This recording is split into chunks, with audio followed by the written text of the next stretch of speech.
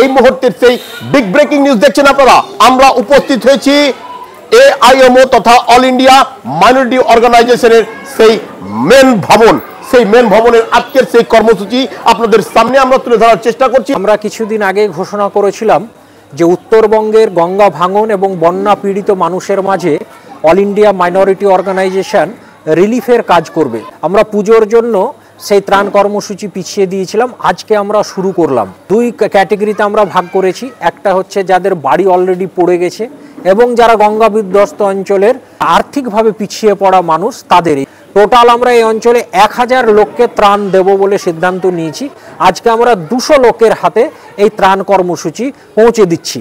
আমরা সিদ্ধান্ত নিয়েছি রাজ্যের বা দেশের যেখানেই বন্যা, আর্থকুইক, ন্যাচারাল ক্যালামিটি, ভাঙন, গঙ্গা ভাঙন থেকে শুরু করে বিভিন্ন নদী ভাঙন প্রভৃতি জায়গায় আমরা এই ত্রাণ কর্মসূচি নিয়ে ঝাঁপিয়ে পড়ব বলে সিদ্ধান্ত নিয়েছি। শুধুমাত্র আমরা ত্রাণ কর্মসূচি করলে হবে না, আমরা ট্যাক্স পেয়ার সিটিজেন, মানুষের টাকায় রাজ্য সরকার এবং কেন্দ্রীয় সরকার চলে আপনারা জানেন।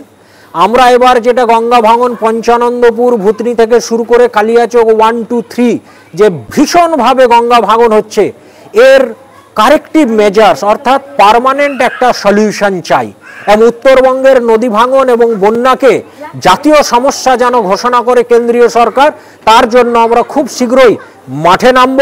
আমরা ফরাক্কা ব্যারেজকে কর্তৃপক্ষের কাছে অনুরোধ করব যে আপনাদের জন্য আমাদের বাড়ি ঘর গঙ্গায় তলিয়ে যাচ্ছে, আপনারা সিদ্ধান্ত নিন, না হলে অদূর ভবিষ্যতে আমাদের কিন্তু ফরাক্কা ব্যারেজকে নিয়ে আন্দোলনে নামতে আমরা বাধ্য হব। আজকে আমরা দিচ্ছি অল ইন্ডিয়া মাইনরিটি অর্গানাইজেশনের উত্তরবঙ্গের কেন্দ্রীয় ভবন আইমো ভবন পঞ্চানন্দপুর থেকে আমরা এই ত্রাণ কর্মসূচি অনুষ্ঠান পালন করছি। আমি professor Nasir Ahmed, national chairman all India minority organisation এবং member international council of jurist London.